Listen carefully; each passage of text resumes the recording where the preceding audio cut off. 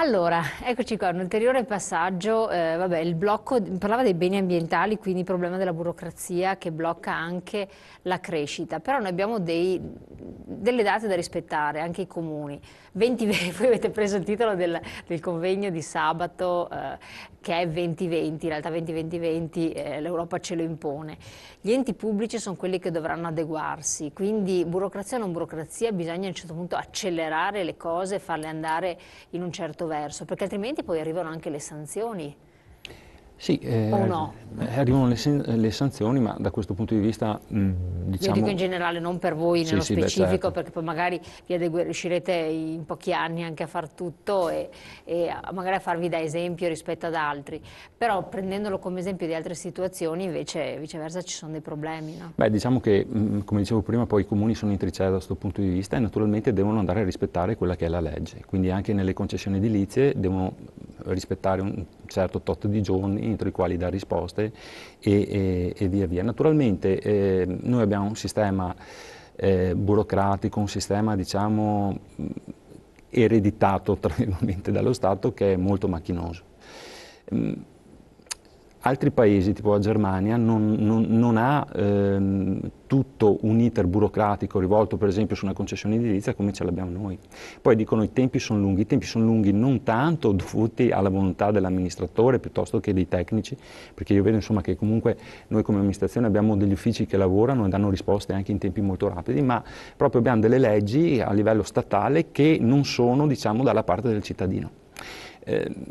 La stessa cosa che noi per fare tutti i passaggi, l'iter eccetera, facciamo magari in 6 mesi, altri stati riescono a ultimarli in un mese e quindi secondo me la grande sfida, io non dico adesso, voglio dire, un esempio era quello di allettare il patto di stabilità, ma basterebbe se non altro a ridurre il più possibile i tempi di attesa, i tempi morti per arrivare per esempio a una concessione edilizia. Semplificarli magari solo per dire una banalità, al posto di consegnare i documenti su carta fornirgli un supporto solo informatico, per dirne uno. Poi oggi con la PEC si fanno 1000 cose. Sarebbe bene che lo Stato prendesse in mano queste cose giusto per dargli una svolta, perché in questa maniera qua siamo in una situazione economica che non è solo italiana, vorrei ricordare, perché è un problema proprio generale, europeo, mondiale, di crisi economica, in cui secondo me il primo passo da fare è l'allentamento del patto di stabilità ai comuni per quel che riguarda l'Italia, ma soprattutto andare a semplificare quelle che sono le procedure. Ma all'estero hanno già semplificato, in Italia dicono che è il mondiale, non è mondiale, il mondo va avanti, noi restiamo indietro, è un dato di fatto oggettivo, dovunque vai tutto sta crescendo, l'edilizia in modo particolare, in modo spaventoso, anche nei posti più impensati.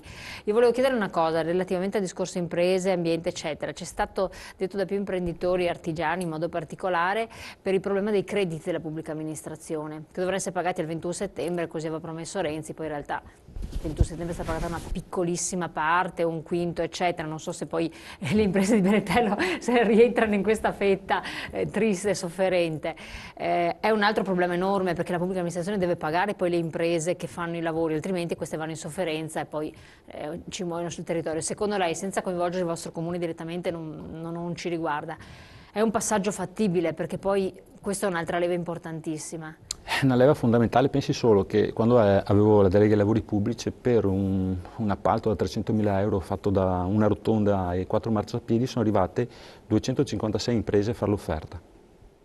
Questo dà la dimensione della crisi che stiamo vivendo in Italia e quindi c'erano imprese da Veneto ma anche da tutto il Triveneto e anche fuori molto lontane da là.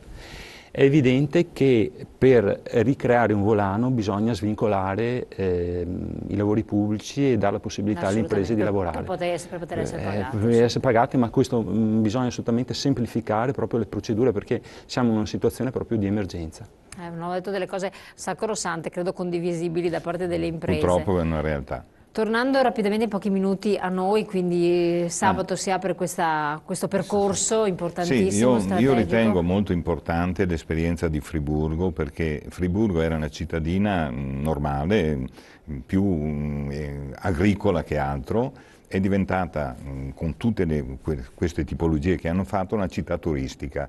Oggi la gente va a Friburgo per vedere cosa hanno fatto e cosa stanno facendo. Voglio dire, è un passaggio epocale. Jesolo sarebbe molto vicina a poter aumentare questo passaggio, perché basterebbe che 3-4 alberghi avessero queste caratteristiche, 5, noi abbiamo già una decina di progetti su alberghi, pertanto penso che diventi anche facile arrivare a un certo numero, se non li faremo noi, li farà qualche altro, ma vanno fatti. E il problema è appunto quello di poter far toccare con mano, allora la gente ha un input diverso e mi cresce anche la valutazione della zona, perché oggi è vista con un occhio molto interessante, dai cinesi alla Russia, tutti, oggi puntano prevalentemente su ambienti che abbiano queste caratteristiche. No, e l'ambiente green L'Alto Adige ne trae giovamento, infatti, esatto, perché lo dicono mi spiego la stessa come. cosa. Anche dopo basta una pubblicità banale, dire il mio albergo ha questo e quello avrà 100 prenotazioni, le altre ne avrà 50. Ecco, questa è la realtà. Ecco, qual è il primo step che voi dovete superare, dovete fare? Quindi qual è la prima proposta? Ma noi abbiamo la fortuna di avere alcuni alberghi che sono fuori dalla fascia di rispetto ambientale, di conseguenza non è che si può fare tutto, si fa quello che l'amministrazione comunale ci dice. Abbiamo dei progetti già pronti per far questi, pertanto pensiamo di partire a breve e di conseguenza dare la dimostrazione pratica, perché andremo a coinvolgere ambienti dove ci sono le piscine che possiamo riscaldare con la geotermia, con il solare termico, eccetera, in modo da rendere quell'albergo... Ampliare la stagionalità. Sì, aumentare la stagionalità. Peraltro no. Questo è un obbligo perché se ci sono una decina di alberghi che hanno queste caratteristiche, fanno da flusso per tutto il resto. Cioè, c'è la movimentazione, non basta come dire, un evento all'anno o fuori stagione per richiamare. Voi fate già tanto, ma ci vogliono anche come dire, che questi alberghi siano ricettivi tutto l'anno. Allora la gente viene, come il discorso che noi abbiamo detto, mettiamo il fotovoltaico per caricare le macchine elettriche, perché chi parte da Padova, per esempio, e viene là con la macchina elettrica non ritorna più indietro se non ha la colonnina di ricarica. Allora, promozionando che a Jesolo nei parcheggi ci sono le colonnine di ricarica, uno sa che arriva là, mette la macchina sotto carica e può tornare tranquillamente a Padova. Cioè, sono quei passaggi d'obbligo, sembrano banalità, ma sono di fatto reali, che hanno bisogno di questi input e essere promozionati in maniera corretta. L'amministrazione comunale vedo che è molto attiva su questo, pertanto mi fa piacere. Sono convinto che non può essere che un grande successo. Assolutamente, quindi voi vi cimentate in questa avventura, insomma, in questa sfida come capofila, insomma. Sì, da questo punto di vista sì, noi diciamo tutte le iniziative che sono rivolte a comunque migliorare la città sotto il punto di vista ambientale e non solo, diciamo, ci interessano.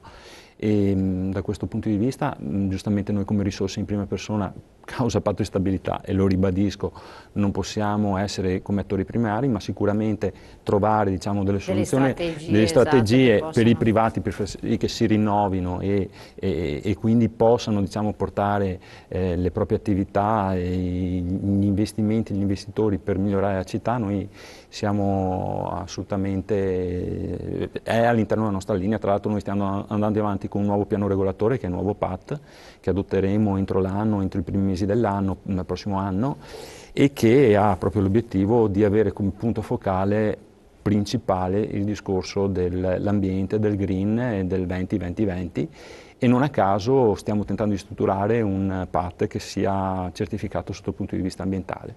E il piano casa? Il piano casa è un piano casa è una legge regionale che ci ha creato, a dire il vero, anche qualche problemino, perché ha messo, diciamo, non dico in crisi, ma ha dovuto farci ridefinire tutta una serie di soluzioni sotto il punto di vista degli accordi pubblici-privati sulle opere pubbliche da fare, e che diciamo ci siamo ritrovate un po', tra virgolette, imposte dall'alto senza averlo concordato con i comuni, però diciamo stiamo tentando di trasformare il piano casa come in una possibile risorsa. Diciamo è nata sicuramente con un principio giusto, che è quello del rinnovamento.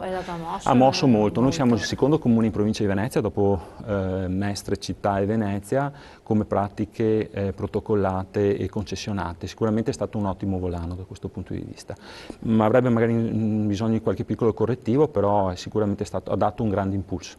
Ecco, a questo proposito, proprio pochissimi secondi, Sì. Agevolazioni fiscali per l'energia, eccetera, qual è la situazione? Beh, la situazione fino a fine anno sappiamo che abbiamo il 65% sulla riduzione del consumo energetico, il 50% sulle ristrutturazioni in genere, dove mi rientra anche il fotovoltaico.